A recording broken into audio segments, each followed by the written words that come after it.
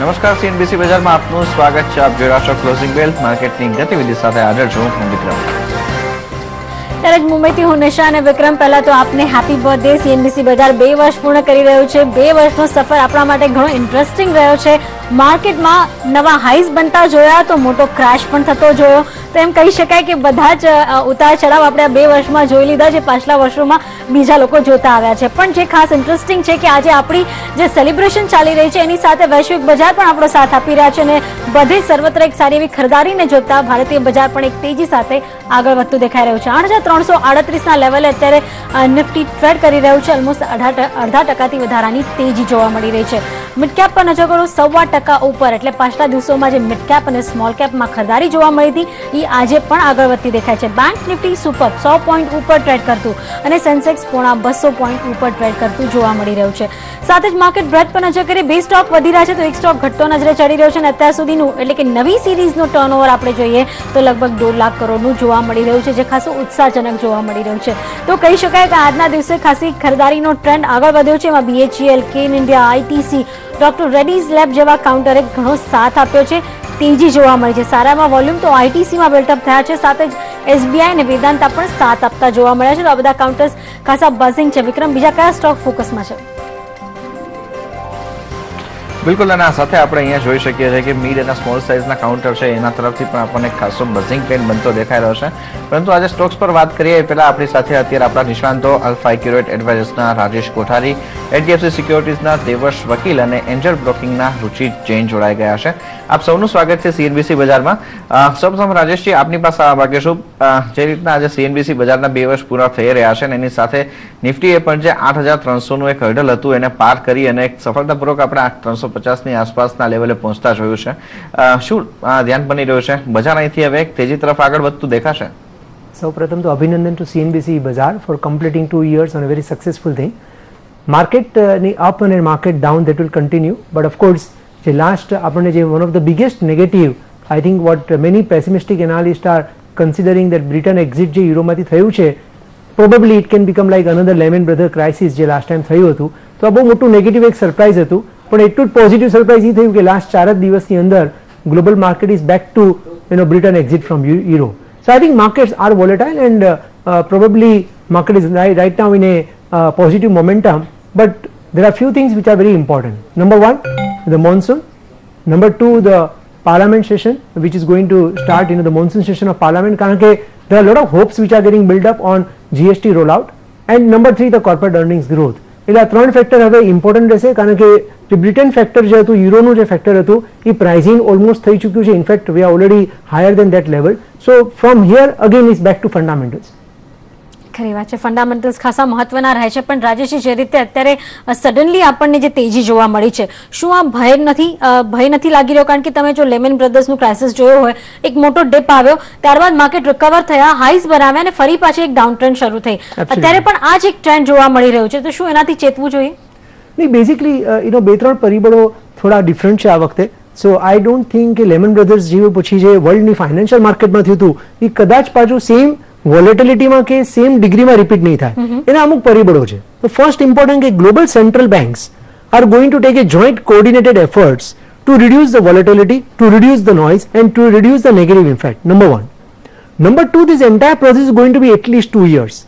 Probably within that also there can be a lot of changes within that. Number 2.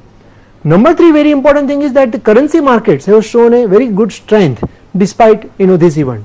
And last but not least, because of this breakout, what has happened, the EU and other countries' political power, they are now going to take the balanced approach for their citizens, whether it's migration policy, whether it is a immigration policy, so on and so forth. So it's now going to be balanced approach rather than one-sided approach, which may lead to probably no more referendums, hopefully, or probably no more leave exit from other countries, which what right now market is factoring. કારણ કે globally તમે કોઈ પણ political એનાલિસ્ટને પૂછશો તો તમને કહેશે કે હવે ઇટાલીનું છે, એના પછી ફ્રાન્સનું છે ને ત્યાં પણ XYZ થઈ શકે છે. પરંતુ one thing we are forgetting in that, it means governments are not recognizing the voice of people, which is not possible. They will recognize the voice of people because they also want to remain in power. So I think it is going to be not that bad like Lehman Brothers. But yes, is it a negative factor? Definitely it is a negative factor. What we can do? We have to keep our calm. We have to make sure we buy based on fundamentals and don't get carried away by momentum. tomorrow market may go down because it's possible. Market has gone up so much, 2, 4, 5% correction is always possible in koi par normal bull market. And at that time we should not get into panic mode and sell the stocks. So we have to be very, very cautious. We have to buy whatever is the right stocks, rather than getting into the penny stocks. Okay, આ સાથે જ આપણી સાથે HDFC સિક્યોરિટીઝના Devarsh વકીલ પણ છે. દેવર્ષજી, આપ કેવી રીતના જોવો છો બજારની ચાલને? પહેલા તો સીએનબીસીના બધા જ દર્શક મિત્રોને અને બધા જ એન્કર મિત્રોને many happy returns of the day. 2 વર્ષ આ ચેનલે ઘણું બધું જોયું છે અને એક ઉત્તમ સેવા ગુજરાતી દર્શકો માટે કરી રહ્યા છે. ગુજરાતી રોકાણકારો મને લાગે છે કે ભારતમાં સૌથી વધારે કોઈ એક ભાષામાં જો કોઈ એક જાતિના કે કોઈ એક પ્રદેશના રોકાણકારો હશે તો કદાચ ગુજરાતી હશે. અમદાવાદમાં કે પછી મુંબઈમાં બેઠેલા ઘણા બધા ઇન્વેસ્ટરો, 100માંથી 30 થી 40 ઇન્વેસ્ટરો ગુજરાતી હોય છે અને એમને આ ચેનલ બહુ જ સારું માર્ગદર્શન પૂરું પાડી રહી છે. બજારની વાત કરીએ તો જ્યારે બજારમાં કહે છે કે જ્યારે બાકી બધા ભયભીત હોય ત્યારે આપણે લાલચું થવાનું અને બાકી બધા જ્યારે લાલચમાં હોય ત્યારે આપણે ભયભીત થવાનું. એવી જ રીતે બ્રેક્ઝિટ વખતે બધા ડરી ગયેલા અને ઘણી મોટી નવી એક બાઇંગ ઓપોર્ચ્યુનિટી હતી બજારમાં. આવી બાઇંગ ઓપોર્ચ્યુનિટી આપણને મળતી રહેતી હોય છે અને ત્યાંથી આપણે એક સરસ રિકવરી આવી ગઈ છે.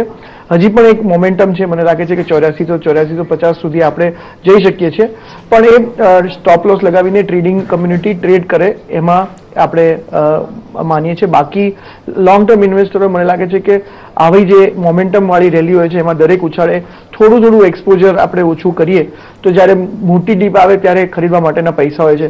આપણે 6800 નિફ્ટી થયેલી 7000 થી 7200 થી 6800 થયેલી ત્યારે પણ આપણે બાઇંગ વખતે વાત કરેલી, હમણાં બ્રેક્ઝિટ વખતે પણ બાઇંગની વાત કરેલી. આવી જે પેનિક આવે છે, જ્યારે મોટા ઘટાડા આવે છે ત્યારે જે ખરીદવા માટેની કેશ હોય છે એ આવા ઉછાળામાં ધીરે ધીરે આપણે વેચીને ભેગી કરવી. મને લાગે છે કે અહીંથી 10 દિવસ સુધીમાં દરેક ઉછાળે થોડું 1-2% એક્સપોઝર ઓછું કરીએ તો આપણી પાસે સારી 10-15% કેશ પોર્ટફોલિયોમાં ઊભી થઈ શકે.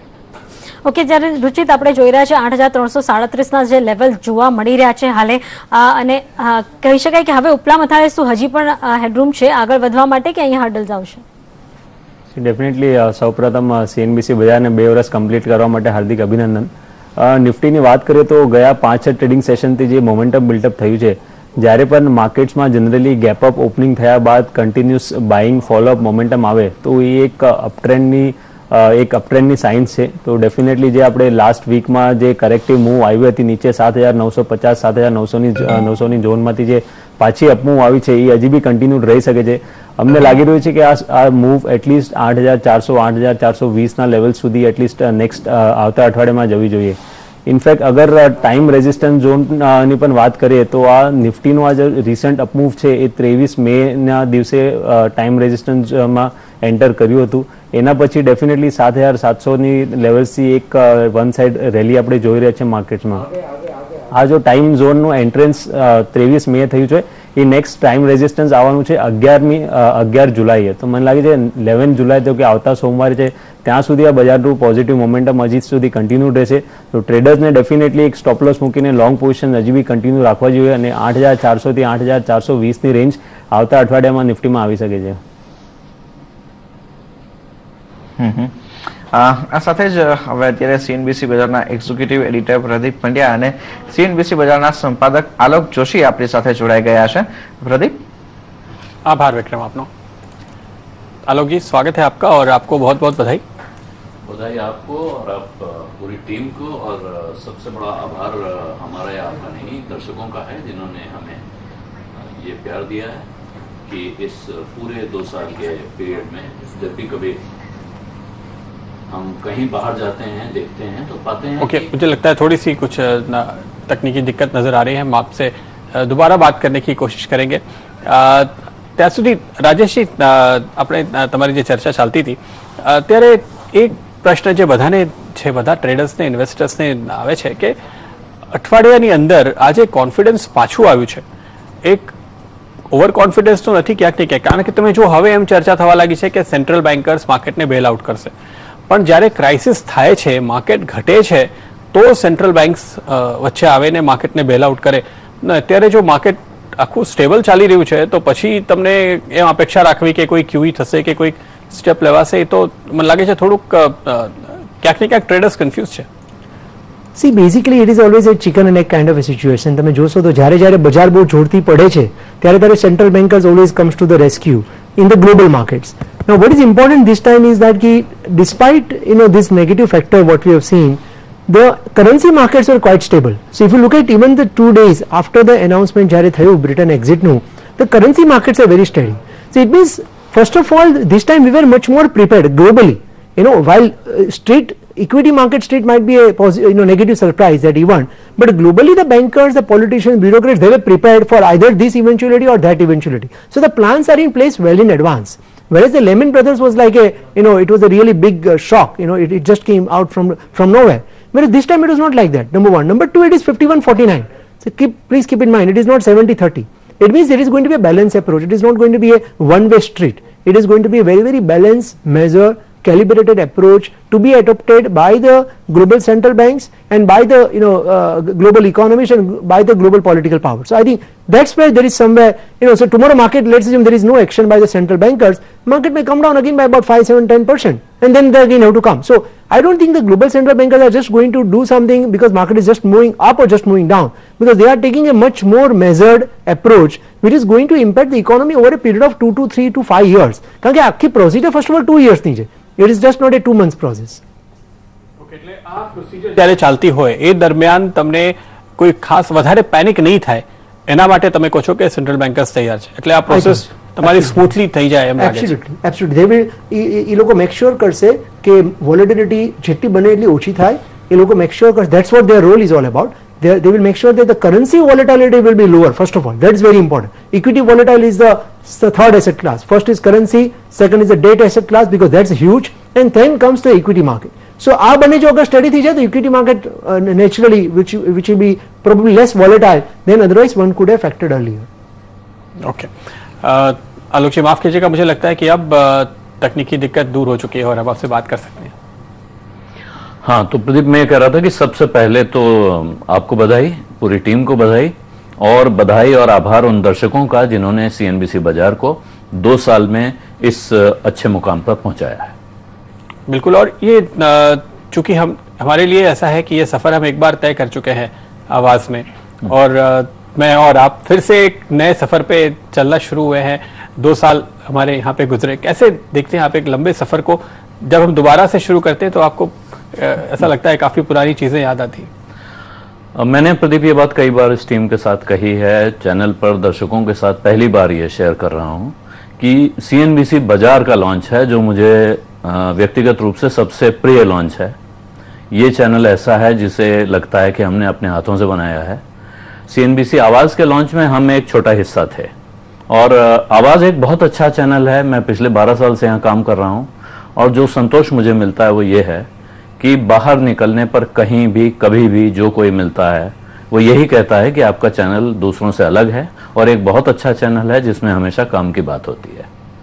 और सीएनबीसी बाजार के साथ भी हम ये बहुत फख्र के साथ कह सकते हैं कि एक यंग बहुत नई तरह की टीम बनाई है हमने और इसके बारे में भी जितना कुछ मुझे सुनने को मिलता है, जिन गुजराती लोगों से, मित्रों से, परिचितों से मैं बात करता हूं तो सबका कहना है सारू छे. गुजरात के मार्केट में चूंकि काफी एक्साइटमेंट इन दिनों बढ़ा है लेकिन सारे के सारे जनरल न्यूज चैनल वहां पे बहुत से आ चुके हैं. गुजराती बिजनेस चैनल के तौर पर अभी हम अकेले ही हैं. तो सीएनबीसी बाजार का अगर आप देखें तो ऐसा कोई सामने बेंचमार्क या कोई सीधा कंपटीशन नहीं है जिससे कि हम तुरंत तुलना कर सके. तो इस टीम के लिए अब आगे का अनफिनिश्ड एजेंडा आपको क्या दिखता है? ये बड़ी चुनौती वाली स्थिति है कि आप जब एक ऐसी जगह खड़े होते हैं जहां आपके साथ कोई कंपटीशन नहीं है, तो आपको कोई बेंचमार्क नहीं है, वहां आपको मुकाबला खुद से करना होता है. और सीएनबीसी बाजार लॉन्च करते समय आपको याद हो तो टीम से कहा गया था कि हम एक गुजराती भाषा में, लोकल लैंग्वेज में निकाल रहे हैं लेकिन इसका कंटेंट इंटरनेशनल होना चाहिए. तो जितने देश के बड़े बिजनेस चैनल्स हैं वो हिंदी के हों, इंग्लिश के हों या विदेश के भी, क्योंकि गुजराती चैनल की एक बहुत बड़ी ऑडियंस विदेश में है, बहुत से लोग जुड़े हुए हैं. तो मुझे लगता है कि ग्लोबल बेंचमार्क्स ही आपके लिए सबसे बड़ा चैलेंज है. बहुत बहुत शुक्रिया और एक बार फिर आपको बधाई आप सबको भी और शुक्रिया। આ બંનેનો પણ ખૂબ ખૂબ આભાર અમારી સાથે ચર્ચામાં જોડાવા. તો આ સેલિબ્રેશન આગળ પણ વધતું જ રહેવાનું છે. જે રીતે માર્કેટ પણ આપણને સપોર્ટ કરી રહ્યું છે, 8,340નું એક લેવલ હતું જે હવે આપણને દેખાઈ રહ્યું છે હર્ડલ પાર થતું જોવા મળી રહ્યું છે અને ઘણા એવા કાઉન્ટર્સ છે જે આજના દિવસે સાથ આપી રહ્યા છે આ સેલિબ્રેશનમાં. છેલ્લા 10 મિનિટનો પણ તમે ટ્રેન્ડ જુઓ તો ખાસ કરીને M&Mમાં સારી એવી ખરીદારી જોવા મળી છે, કારણ કે અત્યારે આપણે ખાસ કરીને ઓટો વેચાણના આંકડા આવતા જોયા છે, તો એક સારી એવી એક તેજી M&Mમાં પકડાતી જોવા મળી રહી છે. પ્રદીપ, બિલકુલ. રાજેશજી સાથે જે ચર્ચા કરતા હતા, મને વધુ એક પ્રશ્ન પૂછવાનું છે તમારાથી કે અત્યારે બધા એક જ પ્રશ્ન પૂછે છે માર્કેટમાં કે કોઈક બ્રેક્ઝિટનો સમજો આવતીકાલે ફરીથી કોઈક એક ઇસ્યુ સામે આવે અને ત્યાંથી કોઈ પ્રોબ્લેમ થાય, શું એમ શક્ય છે કે આપણે એક બ્રેક્ઝિટ પ્રૂફ પોર્ટફોલિયો બનાવી શકીએ? એવા શેર્સ, એવા સેક્ટર્સ માર્કેટની અંદર, એવી થીમ્સ જેની ઉપર એ વૈશ્વિક બજારની જે ચઢઉતર છે એની કોઈ ખાસ અસર ન થાય, એવા શેરો અત્યારે બધા શોધવાના પ્રયત્ન કરી રહ્યા છે માર્કેટમાં. તમે જુઓ તો તમને લાગે છે કે એવો પોર્ટફોલિયો બનાવવાની શક્યતા છે? નહીં, ડેફિનેટલી. એટલે ઘણા લોકોના પોર્ટફોલિયો પહેલેથી એવા, લાઈક ફોર એક્ઝામ્પલ અમારો પોર્ટફોલિયો તમે જોશો આલ્ફા એક્યુરેટ એડવાઇઝર્સ, તો probably the exports dominated themes are probably not more than 12% of our portfolio. That includes Infosys kind of companies, which are into exports. So 10-12% વધારે. So if you look at any portfolio, any good portfolio in last 5 years, if you don't have commodities, you have outperformed in a big way. So less of commodities, less of the global stocks, that leads to definitely what I would say domestic portfolio. So for example, cement companies, that is domestic theme. Private sector banking and finance is a domestic theme. The consumer durable goods is a domestic theme. So there are many such companies which are, so bulk of our portfolio is domestic portfolio right now, and within export also it is not only Europe. So say for example for IT companies, top 3 companies, about 25% of their revenue comes from BFSI segment, and that is not entirely from Europe. So BFSI segment is a worst hit in this entire Britain exit, but that 25% of revenue is not only from Europe region. It includes everything. It includes even US banks, it includes even European banks. Okay, સાથે જ આપણી સાથે દેવશજી પણ જોડાયેલા છે. દેવશજી, હવે આજથી લઈને આવનાર 1 વર્ષ માટે એવા કયા સ્ટોક્સ આપને લાગે છે કે જ્યાં આજના દિવસે રોકાણ કરી શકાય? હા, એટલે 1 વર્ષ કે 1 વર્ષથી 2 વર્ષની ગણતરી કરીએ તો મને લાગે છે કે જે ડોમેસ્ટિક કન્ઝમ્પશનની થીમ છે એ એક એવરગ્રીન થીમ રહેશે. આજથી 2020-2022 સુધીની વાત કરીએ તોય પણ મને લાગે છે કે જે મિડલ ક્લાસ કન્ઝમ્પશનની થીમ હેઠળ સ્ટોક્સ આપણે ચૂઝ કર્યા હોય તો એ એક સારી થીમ રહેશે. આ 2 વર્ષના ઓછા વરસાદ પછી આ વર્ષે જે એક્સપેક્ટેશન છે કે સારું મોન્સૂન રહેશે, એને કારણે આપણે જોયું છે કે એગ્રીકલ્ચર અને એગ્રીકલ્ચરને રિલેટેડ મશીનરીઝના બિઝનેસમાં, ટ્રેક્ટર્સના બિઝનેસમાં સારી એવી તેજી આવવાની સંભાવના છે. અને મેટ ડિપાર્ટમેન્ટનું એવું છે કે 10 વર્ષનો ઇપોક પૂરો થયો છે. ઘણા એવા મેટરોલોજીકલ એક્સપર્ટ એવું માને છે કે હજી આ વર્ષેની પણ ભારત માટે આગલા 3-4 વર્ષ હવામાનની દ્રષ્ટિએ, વરસાદની દ્રષ્ટિએ સારા રહેશે. એટલે મને લાગે છે એ એક સારી થીમ છે. મીડિયા અને મીડિયા રિલેટેડ, એન્ટરટેનમેન્ટ રિલેટેડ એ સારી થીમ છે. ત્યાં આગળ હું છેલ્લા 2-3 વર્ષથી બુલિશ છું. મને લાગે છે કે અહીંયા પણ જેમ જેમ ડિસ્પોઝેબલ ઇન્કમ વધશે એમ મોજ શોખના ખર્ચા વધી શકે છે અને મીડિયાના શેરોનું વેલ્યુએશન વધી શકે એમ છે. ફિટનેસ અને વેલનેસમાં પણ અવેરનેસ વધતી જાય છે. આ બધી થીમ્સ છે. એના અંડરના હું સ્ટોક્સ કહું તો ફિટનેસમાં તલવરકર ફિટનેસ સ્ટોક છે. મીડિયામાં બ્રોડકાસ્ટિંગની ઘણી બધી ચેનલ છે. આપણે એક ચેનલ પર છીએ એવી બધી ઘણી લિસ્ટેડ ચેનલ્સ છે. એસ્કોર્ટ્સ, એગ્રીકલ્ચરમાં અમે ઇન્વેસ્ટરોને બાય કરવાનું કીધેલું છે. જૈન ઇરિગેશનમાં છે. એટલે આવા દરેક થીમમાંથી એક બે સ્ટોક સારા પસંદ કરીને પોર્ટફોલિયો અહીંયાથી જો આપણે 1 વર્ષ માટે રાખીએ તો સારું રિટર્ન મળી શકે છે. આપણે ગયા 2 વર્ષમાં ઘણી ઉતાર ચઢાવ જોયો છે. આપણી ચેનલ શરૂ થઈ ત્યારે 7600 નિફ્ટી હતું. 7600 થી આજે 9100 થઈને પછી પાછું 6800 થયું. 6800 થી પાછું 8200-8300 પાસે આવ્યું છે. એટલે આમ જોવા જઈએ તો છેલ્લા 2 વર્ષમાં 5-7% વધારે ઇન્ડેક્સ લેવલ પર રિટર્ન નથી મળ્યું. પણ મને લાગે છે કે આગલા 2 વર્ષ અહીંયાથી આ જે રિટર્ન મળ્યું છે એના કરતા ઘણું સારું રિટર્ન મળવાની આશા છે. એટલે અને સ્ટોક સ્પેસિફિક તો ઘણા સારા રિટર્ન આપ્યા જ છે અને એ ટ્રેન્ડ તો ચાલુ રહેવાનો જ છે. એટલે આ બધી જે મેં થીમ વાત કરી એ થીમ પ્રમાણે પોર્ટફોલિયો નેક્સ્ટ 1-2 વર્ષ માટે બનાવી શકાય. ઓકે, ત્યારે જ રુચિત ખાસ કરીને અહીંયા બેંક નિફ્ટી ઉપર આપણે જો નજર કરીએ, આજના દિવસમાં એક 18,000ના સ્તર પાસેનું હર્ડલ હતું, એને એક સારા એવા સુધારા સાથે આપણને એક ક્રોસ થતું દેખાઈ રહ્યું છે. શું ધ્યાન બને છે બેંક નિફ્ટી અહીંથી હવે ફરી પાછું એક અપસાઇડ તરફ જતું દેખાય છે કે અહીંયા થોડું એક હવે કન્સોલિડેશન આપ જોવો છો? રિસેન્ટલી અગર બેંક નિફ્ટીની વાત કરીએ તો જનરલી આપણે ગયા અઠવાડિયામાં જોયું કે વધારે કરીને પીએસયુ બેંક્સ લીડર હતા. જે પીએસયુ બેંક્સ હતા એમાં એક સારી મોમેન્ટમ ના લીધે અને પ્રાઇવેટ સેક્ટર બેંક જનરલી એક સાઇડવેઝ મોમેન્ટમમાં હતા. પણ અત્યારે ગયા 2-3 ટ્રેડિંગ સેશન્સથી જ્યાં માર્કેટમાં મોમેન્ટમ ફરીથી આવી છે અપસાઇડમાં, ત્યારે પ્રાઇવેટ સેક્ટર બેંક્સમાં ફરીથી સારું પાર્ટિસિપેશન છે. તમે એક્સિસ બેંક જો સારા સપોર્ટ લેવલથી ફરીથી અપટ્રેન્ડ રિઝ્યુમ કર્યો છે, એચડીએફસી બેંક એમના ઉત્તમ સ્તર પર છે અને અહીંયા પણ વોલ્યુમ સારા આવી રહ્યા છે. યસ બેંક એક સારી મોમેન્ટમ બતાડ્યો છે. તમે અગર નિફ્ટી બેંક નિફ્ટીના કન્સ્ટિટ્યુઅન્ટ વાઇઝ જો તો પ્રાઇવેટ સેક્ટર બેંક્સ લગભગ 70-75% કન્સ્ટિટ્યુઅન્ટ પ્રાઇવેટ સેક્ટર બેંક્સ બેંક નિફ્ટીમાં બને છે. અને હમણાં જે પોઝિટિવ મોમેન્ટમ ફરીથી કન્ટિન્યુ થયું છે એ જોઈને લાગે છે કે બેંક નિફ્ટીમાં જો 18,050નું જે હર્ડલ હતું એ ઘણું ઇઝીલી હમણાં ક્રોસ થઈ જશે અને પ્રોબેબલી 18,350 થી 18,400નું રેન્જ આવતા અઠવાડિયામાં આવી શકે છે. તો જે લોંગ ટ્રેડર્સ છે ઓલરેડી જેની લોંગ પોઝિશન છે બેંક નિફ્ટીમાં, ઓલ્ધો રેઝિસ્ટન્સની પાસે છે પણ હજી પણ હોલ્ડ કરવા જોઈએ. આવતા અઠવાડિયામાં પ્રોબેબલી અપસાઇડ બ્રેકઆઉટ પણ આપશે અને 18,300 18,400 સુધીના લેવલ્સ આપણે શોર્ટ ટર્મમાં આવી શકે છે. ત્યારે રાજેશજી, જે રીતે આપણે અત્યારે જોઈ રહ્યા છે સ્ટોક્સ આગળ ભાગતા જોવા મળ્યા છે, એમાં ઘણી બધી થીમ પણ પ્લે થાય છે.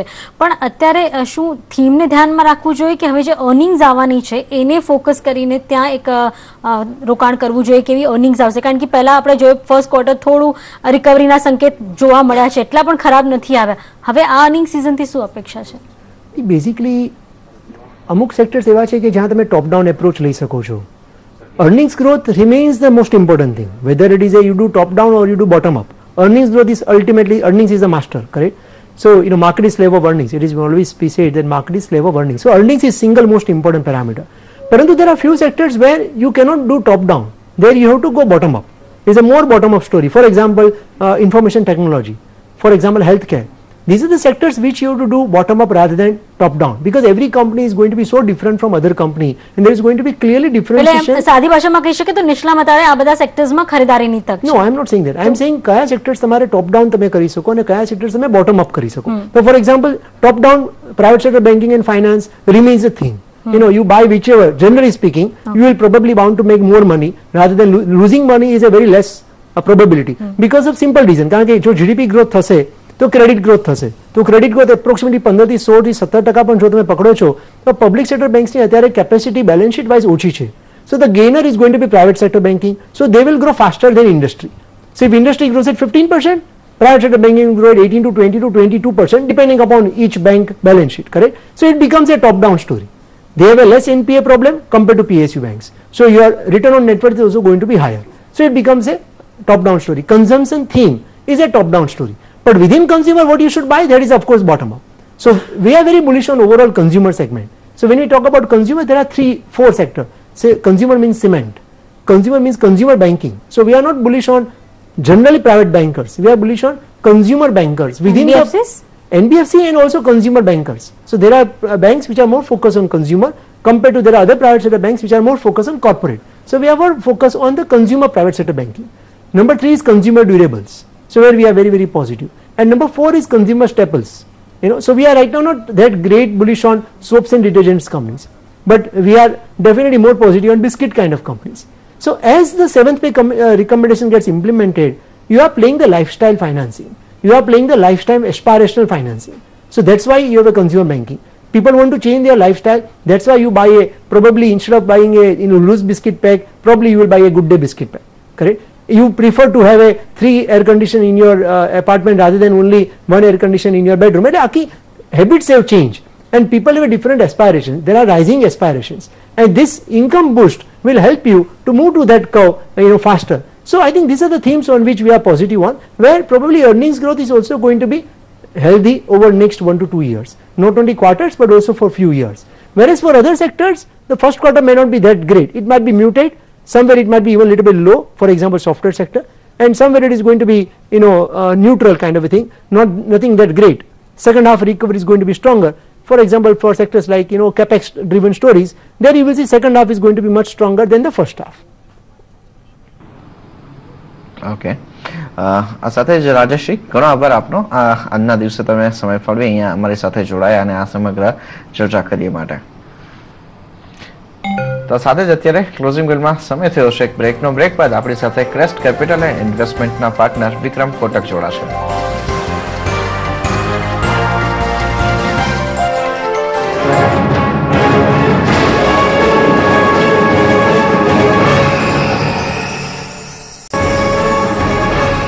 નાનકડા વિરામ બાદ આપનું સ્વાગત છે અને અત્યારે 2 year સેલિબ્રેશન સીએનબીસી બજાર અત્યારે કરી રહ્યું છે અને આપણી સાથે ચર્ચામાં ક્રેસ્ટ કેપિટલ એન્ડ ઇન્વેસ્ટમેન્ટના પાર્ટનર વિક્રમ કોટક જોડાઈ ગયા છે. વિક્રમજી, સ્વાગત છે આપણું. અત્યારે જ આપણે જોઈએ તો બ્રેક્ઝિટ થયા બાદ ગ્લોબલ માર્કેટ રિકવર થયા, થોડુંક ઓવર કોન્ફિડન્સ નથી લાગતું તમને? મને એવું લાગે છે કે ઓવર કોન્ફિડન્સ નથી. એનું કારણ એ છે કે ગ્લોબલ માર્કેટ્સ પણ એવા કઈ ઓવરબોટ સિચ્યુએશનમાં નહોતા. મેં તમને જે કીધું ને કે સેન્ટિમેન્ટ એક બહુ મોટી ઇમ્પેક્ટ પડે છે, બાકી તો ઇકોનોમી આમ જ ચાલવાની છે. એ લોકોએ પોતાને યુનિયનમાંથી બહાર કાઢ્યું છે. They are not been defaulting. So there is a very different working on this one. અને મને એવું લાગે છે કે ગ્લોબલ જે સ્ટોક્સ હતા એવા કઈ ઓવરબોટ ઝોનમાં હતા નહીં. એટલે એવું નહોતું કે જે બહુ પડી જાય ને પછી બહુ વધારે પડી જાય, કારણ કે તમે ઓવરબોટ હો, તમે ઓવર કોન્ફિડન્ટ હો. ઓફકોર્સ બ્રેક્ઝિટનો રિવ્યુ જે હતો, જે બ્રેક્ઝિટનો પ્રો પોલ હતો, મોટા એનાલિસ્ટ બધા એમ કહેતા બ્રેક્ઝિટ નહીં થાય, which was very different કારણ કે people have voted for Brexit. પણ એ જે પોઝિશનિંગ હતી એ એટલી હેવી નહોતી. એટલા માટે તમે એની ઇમિડિયેટ નીજક ઇમ્પેક્ટ જોઈ ને પાછું તમે એનું કરેક્શન રિવાઇઝ જોયું અને એ ઇમ્પેક્ટ તમે ગ્લોબલ માર્કેટની કહો છો. તો હું તો કહું છું કે ઇન્ડિયા માટે India has seen the same impact on very first day of Brexit અને India has been the most resilient among to recover back in this scenario, right? અને એની તમે ઇમ્પેક્ટ જોઈ રહ્યા છો. અને પ્લસ ભારતે સારું શું કર્યું છેલ્લા 2-3 અઠવાડિયામાં કે એક્ઝિટ થયું કે બ્રેક્ઝિટ થયું, રાજનનું એક્ઝિટ થયું, પણ સામે ઇન્ડિયન ઇકોનોમી એક સાઈડ પર તમે 7P આવી ગયું, તમે બીજી સાઈડ પર FDI ના પોલિસી પર તમે વધારે લિબરલાઇઝેશન કરે. એટલે I think the activity level from government has been very very solid in this point of time. એટલે એક ક્લેરિટી જે દેખાય છે મને કે આપણે ઊભા છે તૈયાર થઈને કે આપણે કોઈ પણ આવી ઇમ્પેક્ટ આવે એનો આપણે લોંગ ટર્મ સામનો કરવા માટે ઊભા છીએ. શોર્ટ ટર્મ તમે કદાચ એને ન લડી શકો, કારણ કે શોર્ટ ટર્મ ઘણું બધું સેન્ટિમેન્ટ અને ફ્લો ડ્રિવન હોય છે. તો મારું એવું માનવું છે કે લોંગ ટર્મ ઇમ્પેક્ટ જે મેં પહેલા પણ કીધું ઇન્ડિયા પર એટલી મોટી નથી લાગતી મને, એક્સેપ્ટ સ્પેસિફિક સેક્ટર્સ જ્યાં તમને થોડું ઘણું અર્નિંગ્સનું, ટ્રાન્સલેશન લોસીસનું કે ક્રોસ કરન્સીની ઇમ્પેક્ટ આવે. સાથે જ બ્રેક્ઝિટના કારણે લાંબા ગાળાના રોકાણકારને પણ એક ચિંતા આવી છે. માર્કેટમાં મંદી આવશે તેવું એક મત બન્યો છે. આપનો શું લાગી રહ્યું છે? મારા હિસાબે બ્રેક્ઝિટ અને ગ્લોબલ કરેક્શન 2008ના ઘણા બધા ડિફરન્ટ ચીજો હતી. આ જે બ્રેક્ઝિટ થયું છે એનામાં એક કન્ટ્રીએ એક યુનિયનમાંથી બહાર પોતાને કાઢ્યો છે અને આ 14 વર્ષ પછી બીજી વાર થયું છે. આયર્લેન્ડ એક જમાનામાં કરેલું ને હમણાં બ્રિટને કર્યું છે.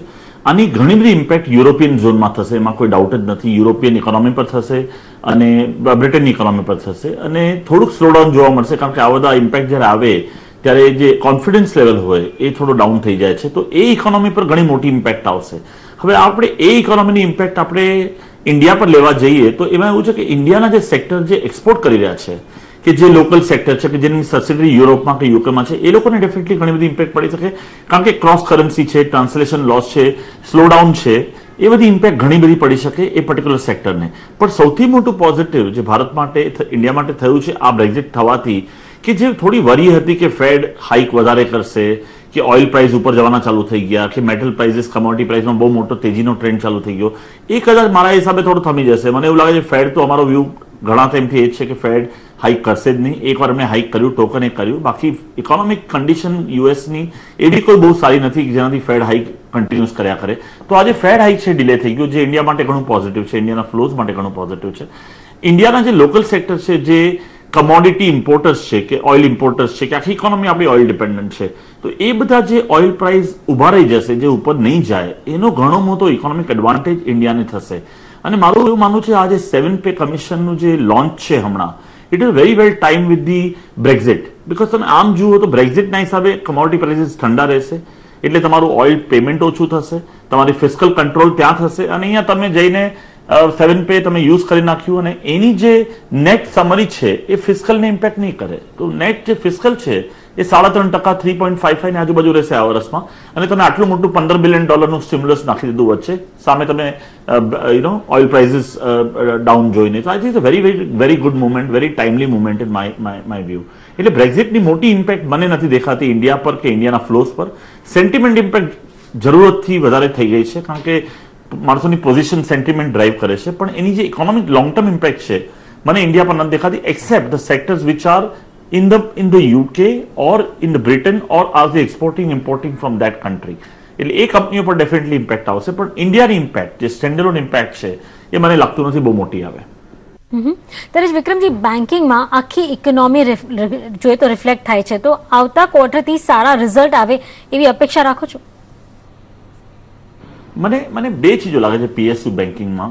મને એમ લાગે છે કે આ થીમ એક ઉભો થવો જોઈએ. એમાં સૌથી મોટો થીમ મને લાગે છે પીએસયુમાં, પ્રદીપ, ધ વન કે જે વેલ્યુએશન ગેપ છે between the private financiers or micro financiers or all the small lenders અને પીએસયુ બેંક એ વધતો ગયો છે. એના બે કારણ છે, કારણ કે તમે જોયું કે પ્રાઇવેટ બેન્કિંગનું લાસ્ટ 2 વર્ષથી પી અપગ્રેડ થયા છે, પ્રાઇસ ટુ બુક અપગ્રેડ થયા છે, માઇક્રો ફિનાન્સના પ્રાઇસ ટુ બુક અપગ્રેડ થયા છે. સામે PSU because of the cleaning up, as you rightly said, એના પીબીવી નીચે ગયા છે. તો એ જે ગેપ છે એ લગભગ 10 ટાઈમ્સ થઈ ગયો છે, 9 to 10 ટાઈમ્સ. હવે એટલા મોટા ગેપમાં મને લાગે છે there is always you have to relook at કે વેલ્યુ ક્યાં વધારે છે. અને જે ફ્રેન્ચાઇઝી વેલ્યુ ઘણી આપે બેંકની એ કંઈ ઝીરો તો નથી. એટલે એ જે ફ્રેન્ચાઇઝી વેલ્યુ છે એ બીજો પોઈન્ટ છે. અને ત્રીજો પોઈન્ટ તમે રાઇટલી કીધો કે મને એવું લાગે છે કે મોટું એવું એનપીએ રેકગ્નિશન ઇન્ડિયામાં થઈ ગયું છે. એનું એક કારણ એ છે કે આપણે જે થવાનું હતું એ ઘણા બધા થઈ ગયા છે, ને હવે જે લોકો ઉભા એ લોકો સર્વાઈવલ મોડમાં આવી રહ્યા છે by selling their assets, monetising their assets. મને એવું લાગે છે કે સારું એવું એનપીએ પ્રોવિઝન થઈ ગયું છે, ને કદાચ આવતા મે બી આવતું ક્વાર્ટર થાય કે એના પછીનું ક્વાર્ટર થાય કે 2 ક્વાર્ટર પછી થાય, પણ મને એવું લાગે છે કે આ ટ્રેન્ડ જે છે એ રિવર્સ થવું જોઈએ, એ રિડ્યુસ થવું જોઈએ compared to what it is there in last 3 or 4 quarters. So PSU bank can be a good, it's a good cyclical turn can happen, and a very very solid franchisee value, Pradeepbhai, in that sector in my view. Vikramji, આપનો ખૂબ ખૂબ આભાર. આજના મહત્વના દિવસે તમે આવીને અમારી સાથે ચર્ચામાં જોડાયા તે બદલ. ત્યારે માર્કેટ પર એકવાર ચર્ચા જો એક નજર કરી લઈએ તો ક્યાં કન્સોલિડેશન બેંક નિફ્ટી પર જોવા મળી રહ્યો છે, જે 100 પોઈન્ટનો ઉછાળો બેંક નિફ્ટી પર હતો, હવે કહી શકાય 70 પોઈન્ટની આસપાસ જ આ ઉછાળો રહી ગયો છે. એટલે થોડું પ્રેશર કહી શકાય ઉપલા મથાળે બેંક નિફ્ટી પર આવતું જોવા મળી રહ્યું છે. એટલે બેન્કિંગ સ્ટોક્સમાં થોડી વેચવાલી કદાચ હાવી થતી જોવા મળી હોય. પણ હવે ચર્ચામાં આગળ આપણી સાથે જોડાઈ રહ્યા છે કેપિટલ પોર્ટફોલિયો એડવાઇઝર્સના એમડી પારસ એડનવાલા. પારસજી, આપનું સ્વાગત છે સીએનબીસી બજારમાં. આજના મહત્વના દિવસે તમે અમારી સાથે જોડાયા તે બદલ આપનો આભાર. પણ જે માર્કેટની દિશા આપણે જોઈ રહ્યા છે, 2 વર્ષ તો વીતી ગયા, ઉતાર ચઢાવ ભર્યા રહ્યા, પણ સાથે જ હવે આવનાર વર્ષ કેવું રહેશે, શું લાગે છે?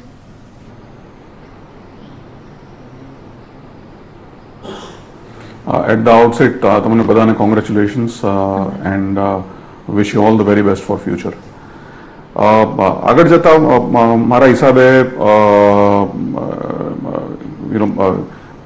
in the short term we might see some kind of volatility. જે બ્રેક્ઝિટને લીધે જે પણ અનસર્ટનિટી ઊભી થઈ છે અને ગ્લોબલ માર્કેટ્સ જો એમાં વોલેટાઇલ થઈ જાય તો પોસિબલ છે કે ઇન્ડિયામાં પણ થોડી ઘણી વોલેટિલિટી રહેશે. પણ ઇન્ડિયા ઉપર direct impact will be only to the extent of currency. બાકી મને એનો ડાયરેક્ટ ઇમ્પેક્ટ દેખાતો નથી, કારણ કે આપણું એક્સપોઝર યુકેમાં એટલું બધું છે નહીં, અને એઝ અ કન્ટ્રી એન્ડ યુરોપમાં પણ I think it's there but very limited. આપણું એક્સપોઝર વધારે યુએસ તરફ છે, અને યુરોપમાં જે પણ કાંઈ એક્સપોઝર છે that's towards more stable countries. So my sense is in terms of trade, that we may not have too much of impact. પણ કરન્સીમાં પોસિબલ છે કે થોડું ડેપ્રિસિએશન થઈ શકે, અને ટુ દેટ એક્સટેન્ટ જે ઇમ્પોર્ટ ઇન્ટેન્સિવ બિઝનેસીસ છે એમાં થોડો ઘણો ઇમ્પેક્ટ થઈ શકે છે. ચોક્કસ, કારણ કે કરન્સી આપણે જોઈ રહ્યા છે ઓલરેડી મોટો ડિપ આવી ગયો, અને ત્યારબાદ સ્માર્ટ રિકવરી પણ કરન્સીએ દેખાડી છે, અને કહી શકાય કે બ્રેક્ઝિટ પહેલાના લેવલ પર હવે આપણે પાછા કરન્સીને આવતા જોઈ શકીએ છીએ. પણ જો આપણે વાત કરીએ તો ઇન્ડિયન ઇકોનોમી જે છે એ કમ્યુનિટી ડ્રિવન છે. જે પાછલા દિવસોમાં એક ડિપ પણ આવ્યો તો એનામાં પાછળ આપણે જોયું ક્રૂડના ભાવમાં જે પણ ઉથલપાથલ હતી એની અસર આપણને જોવા મળી. પણ બીજી બાજુ ક્રૂડ આપણે ઇમ્પોર્ટ કરીએ છીએ તો એટલો આપણને ફાયદો પણ છે. પણ આ બધા ફેક્ટર્સ હવે આવનાર 1 વર્ષમાંથી કેટલા મહત્વના રહેશે?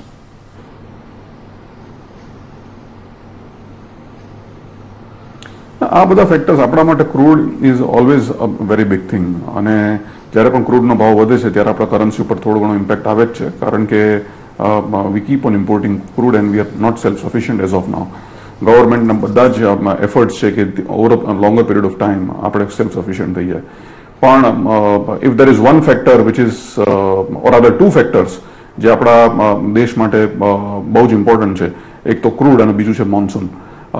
અને અત્યારે બંને જ factor which are key factors આપણા માટે કન્ડ્યુસિવ દેખાય છે. તો I think we should do very well, અને over the medium to long term I think economy should continue to do well, અને ટુ દેટ એક્સટેન્ટ એની અસર આપણને પોઝિટિવ ઇમ્પેક્ટ માર્કેટમાં પણ દેખાશે. સાથે પારસજી, અહીંયા આપણે રિસેન્ટલી જે કોર સેક્ટરના ડેટા આવતા જોયા છે, ડેટા પોઈન્ટની અંદર આપણને ફરી પાછી એક જે કોર સેક્ટર છે ત્યાં વીકનેસ આવતી દેખાઈ રહી છે. FY17ના આપણે ફર્સ્ટ ક્વાર્ટરથી અહીંયા એક સુધારા માટેની એક્સપેક્ટેશન કરી રહ્યા હતા. શું ધ્યાન મને છે આપણે, ખાસ કરીને મેન્યુફેક્ચરિંગ સેગમેન્ટની અંદર સુધાર માટે હજુ કેટલો સમય રાહ જોવી પડશે?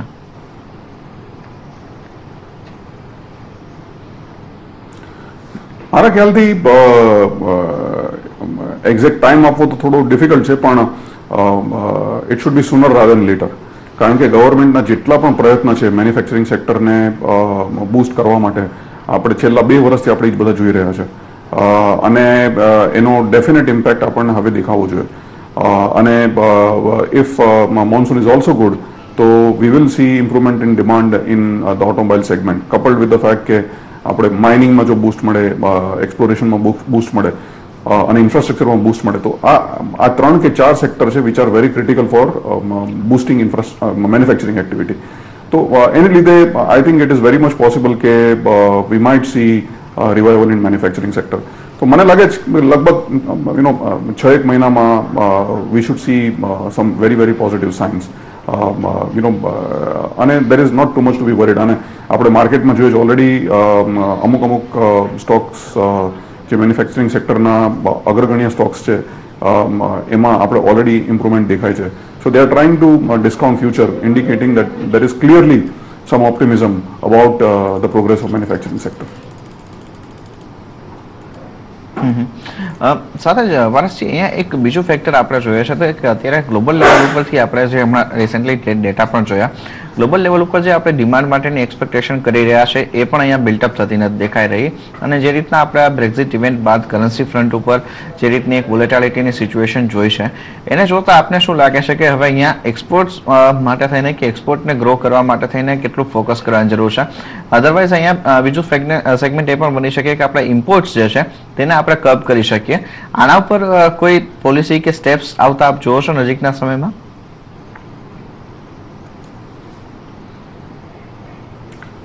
ક્લિયરલી આપણે તમે ગવર્મેન્ટના સ્ટેપ્સ બધા જે મેક ઇન ઇન્ડિયા પ્રોગ્રામ છે, that is clearly towards self sufficiency, અને ઇમ્પોર્ટને કઈ રીતે આપણે ઓછું કરીએ. બીટ આપણું સૌથી મોટું ઇમ્પોર્ટ છે ડિફેન્સ, ક્રૂડ પછીનું ડિફેન્સ છે. તો આઈ થિંક ગવર્મેન્ટની ક્લિયર આપણે એફર્ટ્સ દેખાય છે કે even in crude exploration policy તમે જો કે એમાં જે મોટિવેશન આપે છે, અને ડિફેન્સમાં પણ ક્લિયરલી પાર્ટનરશિપ કહે છે કે તમે ઇન્ડિયન કંપની સાથે પાર્ટનરશિપ કરો.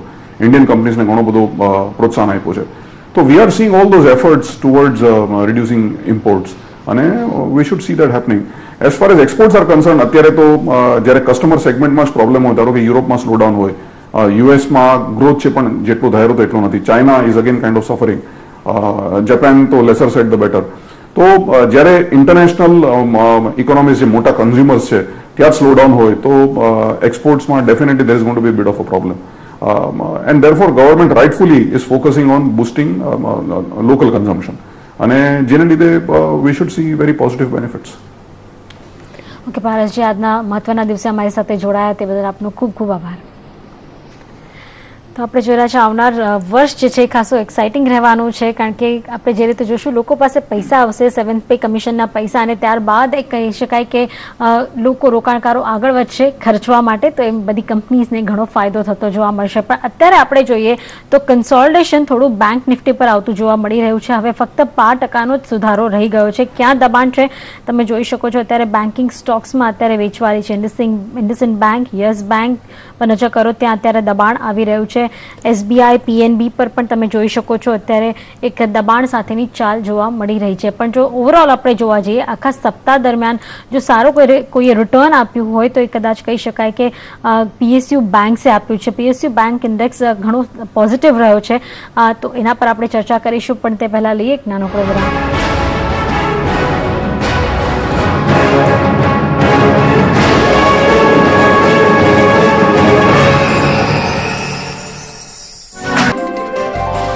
Welcome back. આપ જોઈ રહ્યા છો ક્લોઝિંગ વેલ. અત્યારે આપણી સાથે આપણા નિષ્ણાંતો જોડાયેલા છે HDFC સિક્યોરિટીઝના દેવર્ષ વકીલ અને Angel બ્રોકિંગના Ruchit Jain.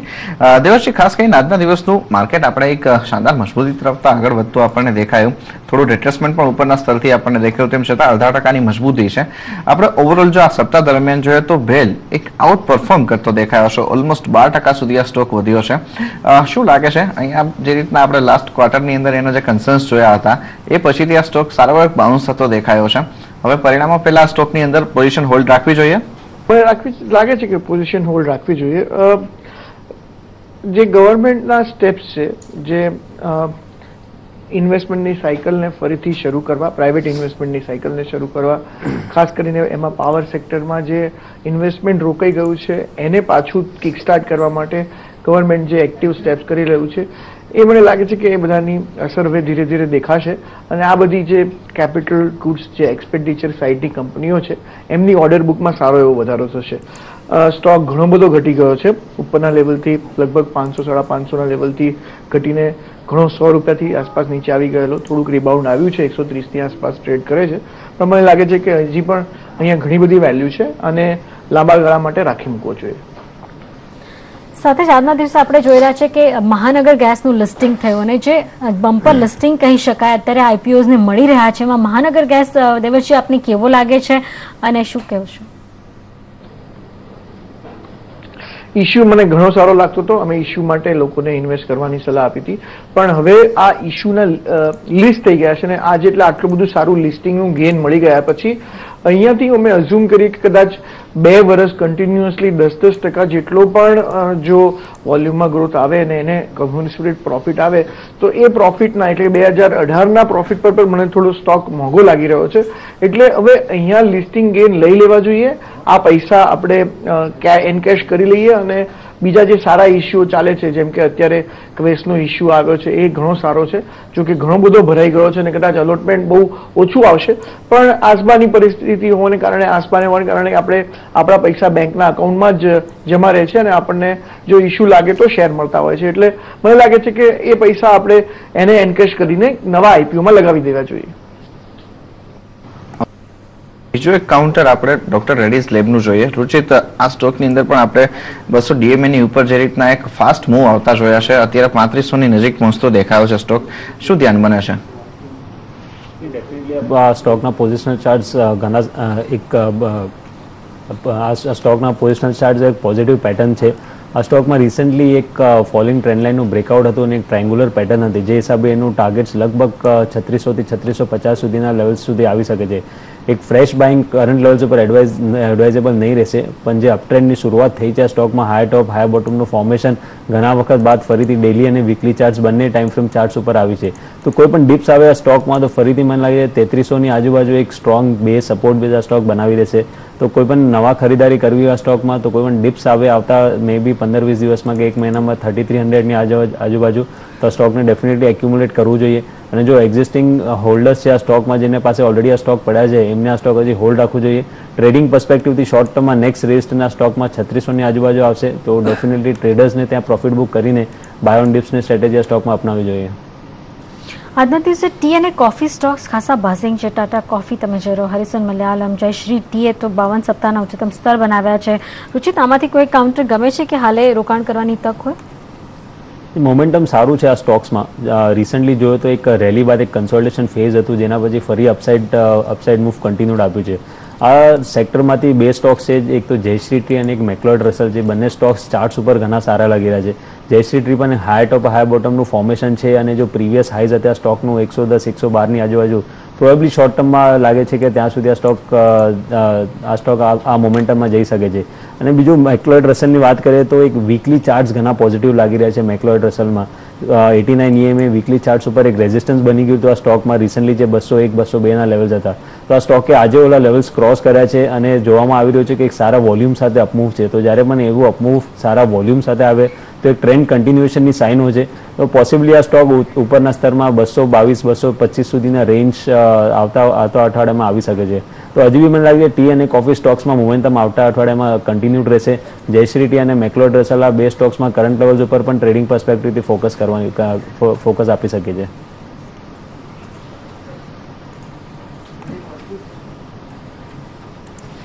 Okay, market પર એકવાર નજર કરી 8,300 હવે 21 ના લેવલ આપણને નિફ્ટીમાં જોવા મળી રહ્યા છે, જે આપણે કહી શકીએ કે 0.5% વધારાની તેજી હતી હવે 0.5% નીચે આવી ગઈ છે. એટલે આપણે કહી શકીએ ઉપલા મથાળે વેચવાલી આવી છે. આપણે જોઈ રહ્યા છે ઘણા બધા કાઉન્ટર છે જ્યાં દબાણ આવ્યું છે. એમાંથી એક કાઉન્ટર છે ભારતી એરટેલ, જ્યાં આપણે જોઈ રહ્યા છે 1% આસપાસનો ઘટાડો નોંધાયો છે. Eicher motors, Titan, Ambuja cement, PNB, ICICI bank, UltraTech cement, અહીંયા બધે જ આપણે જોઈ રહ્યા છે એક દબાણ આવ્યું છે. ઇનફેક્ટ આઈટીસી પર દબાણ આવી રહ્યું છે. આ સપ્તાહ દરમિયાન જો નજર કરીએ તો ઓલમોસ્ટ 0.7% રિટર્ન આઈટીસી આપી ચૂક્યું છે. દેવશી, જે રીતે આપણે જોઈ રહ્યા છે કે વરસાદ સારો આવે તો એફએમસીજી કાઉન્ટર બઝિંગ હોય ને અત્યાર સુધી બ્રોકરેજ રિપોર્ટ પણ તમે જુઓ તો ક્યાંક ડાબરને ડાઉનગ્રેડ કર્યું છે, પણ આઈટીસી ને એચયુએલમાં સતત બાઇંગની સલામતી દેખાય છે. શું કહેશો?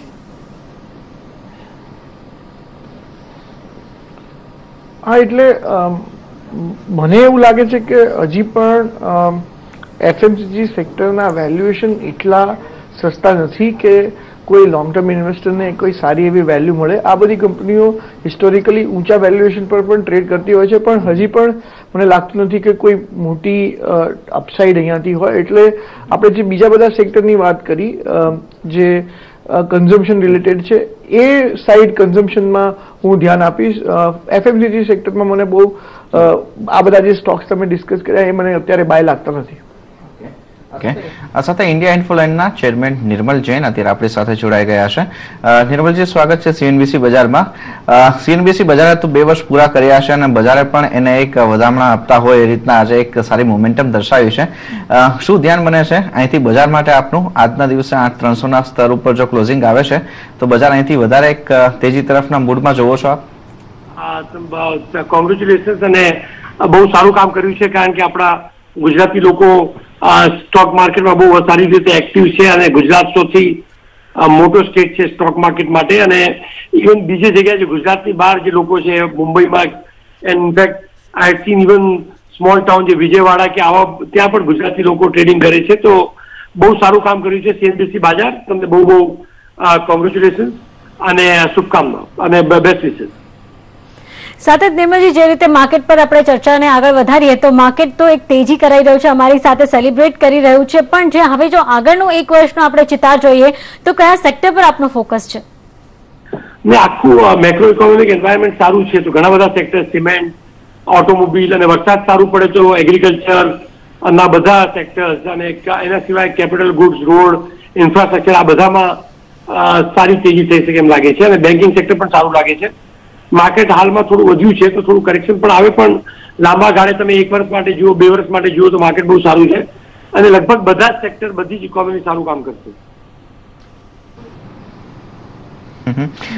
સાથે આ વખતે સરકાર તરફથી જે હમણાં તાજેતરમાં રિફોર્મ્સ માટેના જે એક પછી એક ઝડપથી નિર્ણય લેવાઈ રહ્યા છે એની પેસ જોતા આપને શું લાગે છે? અહીંયા જીએસટી થી લઈ અને બીજા જે ઇશ્યુઝ અત્યાર સુધી આપણે ઇન્ડસ્ટ્રી અને મેન્યુફેક્ચરિંગ સેગમેન્ટ માટે જોઈ રહ્યા હતા એને રિઝોલ્વ કરવા માટે સરકાર વધારે પ્રોએક્ટિવ બની છે?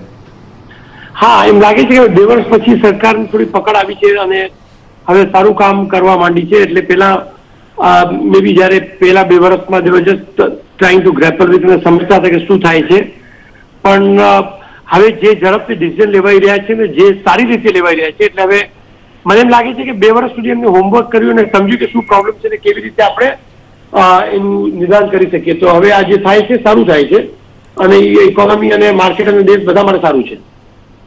પણ જો વૈશ્વિક સંકેતોને જોઈએ તો કદાચ બધા જ વૈશ્વિક બજારોએ આ જે બ્રેક્ઝિટ થયું એને અવગણીને હવે એક તેજીની ચાલ પકડી છે. એફઆઈઆઈ જ્યાં સુધીના રોકાણનો સવાલ આવે છે, આપણે ફેબ્રુઆરીમાં ખાસો મોટો સેલ ઓફ જોઈ ચૂક્યા ફેબ્રુઆરી સુધી, ત્યારબાદ ધીરે ધીરે ખરીદારી આવી છે. તમને લાગે છે આ ખરીદારી આગળ હવે વધતી જોવા મળી શકે? હા, ઇન્વેસ્ટરની ખરીદારી છે એટલે ચાલશે. ઓકે, પણ સાથે જો આપણે કારણ કે અહીંયા જે રિફોર્મ્સના પગલા લેવાઈ રહ્યા છે કદાચ હવે એના રિઝલ્ટ જોવા મળી શકે, અને ખાસ કરીને હવેનો જે તબક્કો છે એટલા માટે પણ મહત્વનો છે કારણ કે જે રીતે વરસાદ આવ્યો છે, તમને લાગે છે આવનાર દિવસોમાં ક્યાંક ઇન્ટરેસ્ટ રેટ કટ પણ આવી શકે? આ બધું માર્કેટમાં ડિસ્કાઉન્ટ થાય છે કારણ કે એ લોકો જુએ છે કે જે સારા પગલા લેવાઈ રહ્યા છે એનું પરિણામ સારું આવશે, અને વરસાદ પણ હજી સુધી સારું લાગે છે. તો આ બધી વસ્તુ માર્કેટમાં ડિસ્કાઉન્ટ થાય છે. ઓકે, સાથે નિર્મલજી, આ સાથે જ આપનો ઘણો આભાર અહીંયા અમારી સાથે જોડાયા અને આ સમગ્ર ચર્ચા કરી અમારા આજના આ મહત્વના દિવસે.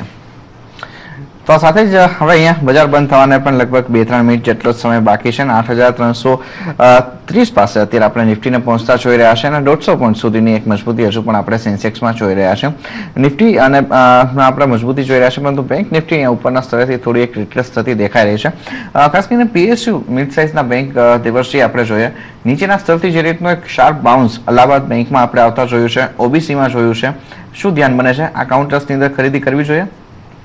ખરીદી કરવાનો સમય વિક્રમ આ બધી બેંકોમાં હતો, ગયા મહિનામાં હતો. ત્યાંથી આ બધી બેંકોએ ઓલમોસ્ટ 15 થી 20% જેટલો મોટો ઉછાળો આપી દીધો છે. મને લાગે છે કે લાંબા ગાળા માટે જો કોઈ ખરીદી કરવી હોય તો હજી રાહ જોવી જોઈએ, કરેક્શનની રાહ જોયા પછી જ ખરીદી કરવી જોઈએ. બેન્કિંગ એક ક્ષેત્ર એવું છે કે જેમાં પીએસયુ બેંક્સ પ્રાઇવેટ સેક્ટર કરતા ઘણા નીચા વેલ્યુએશન પર ચાલે છે, પણ ત્યાં આગળ જે અસેટ ક્વોલિટીના પ્રશ્નો છે એને કારણે એ ઓછું જ વેલ્યુએશન ડિમાન્ડ રહેશે. એટલે મને લાગે છે કે ઓવરઓલ આ જે રેલી આવી છે એમાં હવે ધીરે ધીરે નવું ખરીદ કરતા ઉછાળે ધીરે ધીરે પોર્ટફોલિયોમાં કેશ ઊભી કરીશું તો ફરીથી જ્યારે ભવિષ્યમાં કોઈ પણ ઇન્ટરનેશનલ કે ડોમેસ્ટિક ઇસ્યુને કારણે ઘટાડો આવે ત્યારે એ કેશનો ઉપયોગ કરી શકાય. રુચિત, આ બધી ચર્ચામાં બીટીએસટી પર ખાસો ફોકસ હોય છે કારણ કે આજે લઈને હવે સોમવારે કયો ટ્રેડ લેવો મહત્વનો બની જાય છે. કોઈ બીટીએસટી કોલ? મોમેન્ટમ જે કન્ટિન્યુ છે એમાં જ લાગી રહ્યું છે કે સોમવારે પણ સારી એક ગેઇન્સ મળી શકે છે.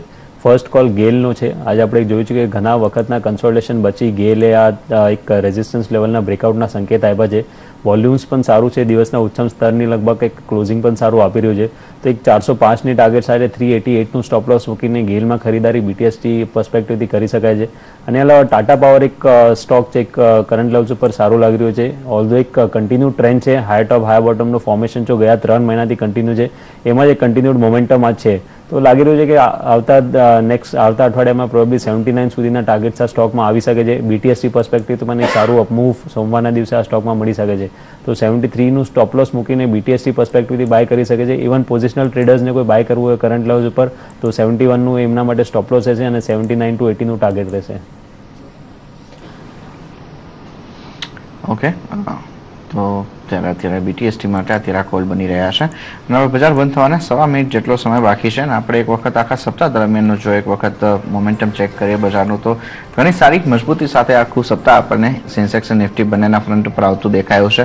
સ્ટોક સ્પેસિફિક જો અત્યારે વાત કરી લઈએ તો વેલ 11.5% વધતો દેખાયો છે આપણને સપ્તાહ દરમિયાન. ડોક્ટર રેડ્ડીઝ લેબ 10.5% વધ્યો છે, જ્યારે ઓએનજીસી અને ગ્રાસિમની અંદર આપણે 8.5 થી 9.5% સુધીની મજબૂતી જોઈ છે. સાપ્તાહિક ધોરણે દબાણ ક્યાં રહ્યું હતું? ટાટા મોટર્સ, ડીવીઆર, ટીસીએસના કાઉન્ટર છે જ્યાંથી આપણે એક દબાણ જોયું. ઇન્ફોસિસ અને એચસીએલ ટેક પણ એવા રહ્યા કે જ્યાંથી ઘટાડો જોયો, પરંતુ આ ઘટાડો ઘણો એક લિમિટેડ રહ્યો. 1.5 થી લઈને 3% સુધીનો જ ઘટાડો આવતો દેખાયો છે. સપ્તાહ દરમિયાન જો સેન્સેક્સ અને નિફ્ટીના મુવમેન્ટ ઉપર પણ નજર કરીએ તો નિફ્ટી ઓલમોસ્ટ આપણને આખા સપ્તાહ દરમિયાન 3% સુધીની એક મજબૂતી આપણને આપતી જોવા મળી છે. બેંક નિફ્ટીની અંદર પણ આપણે 3% સુધીનો વધારો જોયો છે. એટલે મોમેન્ટમ અહીંથી આપણે જોઈએ તો 8,000ના સ્તર પાસે આપણે એક વખત બ્રેક્ઝિટના દિવસે આવતા જોયું હતું ગત શુક્રવારે. એ પછીથી ત્યાંથી બાઉન્સ થઈને આપણે ફરી પાછા 8,300ની ઉપરના સ્તરે આવી ચૂક્યા છે, જે સ્તર આપણે બ્રેક્ઝિટ પહેલા પાર કરવું થોડું મુશ્કેલ દેખાઈ રહ્યું હતું. એ સ્તરને આજે આપણે પાર કરતા જોઈ રહ્યા છે. ગણતરીની સેકન્ડો બાકી છે, પરંતુ તેમ છતાં આપણે અહીંયા જોઈ શકીએ છીએ કે 8,320ની ઉપર કદાચ ડિસિઝિવલી આપણે એક ક્લોઝિંગ આજના દિવસમાં નિફ્ટીનું આવતા જોઈએ એવી શક્યતાઓ વધારે. બજાર બંધ થઈ ચૂક્યા છે. 0.5%ની મજબૂતી સેન્સેક્સ અને નિફ્ટીમાં, 1%ની મજબૂતી મિડ કેપમાં અને સ્મોલ કેપની અંદર પણ 0.5%થી વધુની મજબૂતી સાથેનું ક્લોઝિંગ રહ્યું છે. બેંક નિફ્ટી થોડું પ્રોફિટ બુકિંગમાં દેખાયું. અહીંયા આપણે એક ફ્લેટ ટુ પોઝિટિવ સાઇડનું એક ક્લોઝિંગ જોઈ રહ્યા છીએ, પરંતુ નિફ્ટીની અંદર 8,326ના સ્તર જે રીતના દેખાયા છે. રુચિત, શું ધ્યાન બને છે? સોમવારનું દિવસે અહીંયા ખરીદદારી જોવા મળશે કે પછી કરેક્શન? મને લાગે છે આવતા અઠવાડિયામાં આમ પોઝિટિવ મોમેન્ટમ હજી બી કન્ટિન્યુડ રહેશે, કેમ કે અગર ટાઈમ સાયકલના મહત્વ આપીએ તો 11 તારીખે નેક્સ્ટ ટાઈમ સાયકલની રેઝિસ્ટન્સ ડેટ પહોંચી રહી છે, જે આવતા સોમવારને છે. તો આ નેક્સ્ટ વીક પણ એક પોઝિટિવ મોમેન્ટમ જો આપણે જોયું છે એ કન્ટિન્યુડ રહેશે. સેકન્ડલી ઘણા વખત બાદ આપણે જોયું છે કે આ જો રેઝિસ્ટન્સ લેવલ હતું 8300નું, એ રેઝિસ્ટન્સ લેવલ ક્લોઝિંગ બેસિસ ઉપર ક્રોસ થયું છે. તો જે ટ્રેડર્સે ઓલરેડી આ રેલી મિસ કરી છે, ફર્સ્ટલી એ ટ્રેડર્સ નેક્સ્ટ વીકમાં પ્રોબેબિલિટી છે કે એ પણ પોઝિટિવ મોમેન્ટમને રાઇડ કરવા માટે એમની ખરીદારી આપશે. સેકન્ડલી જો કોઈ શોર્ટ પોઝિશન સિસ્ટમમાં છે, કેમ કે ક્લોઝિંગ બેસિસ ઉપર એક રેઝિસ્ટન્સ પાર કર્યું છે, એક શોર્ટ કવરિંગ પણ આવી શકે છે. તો એ બંનેનું મહત્વ જોઈને લાગે છે કે એક પોઝિટિવ મોમેન્ટમ આવતા અઠવાડિયામાં કન્ટિન્યુડ રહેશે અને ઉપર પ્રોબેબલી 8400 સુધીના લેવલ્સ આપણે નેક્સ્ટ વીક જોઈ શકીએ છીએ. ઓકે, એટલે 8400ના લેવલ આવતા સપ્તાહે જોવા મળી શકે છે. રહી ગયાની જે ફિલિંગ હશે એ કદાચ રોકાણકારો સોમવારથી હવે આવતા જોવા મળી શકે. રૂચિત અને દેવર્ષી, આ બંનેનો ખૂબ ખૂબ આભાર. આજના મહત્વના દિવસે તમે અમારી સાથે ઉપસ્થિત રહ્યા અને આ 2 વર્ષથી તમે અમારો સાથ આપી રહ્યા છો. આવનાર વર્ષ માટે પણ હંમેશા અમારા સાથે રહેશો અને અમારા રોકાણકારોને સાચી સલાહ આપશો, એવી જ આશા સાથે આપનો ખૂબ ખૂબ આભાર. ત્યારે ક્લોઝિંગ બેલમાં હાલે આટલું જ. મને અને વિક્રમને આપશો રજા. આ વીકલી ક્લોઝિંગ આપણે જોઈએ તો ખાસી ઉત્સાહજનક રહી છે. CNBC બજારના 2 વર્ષને માર્કેટે પણ વધાવ્યું છે. સાથે જ રજા લઈશું હું ને વિક્રમ. નમસ્કાર.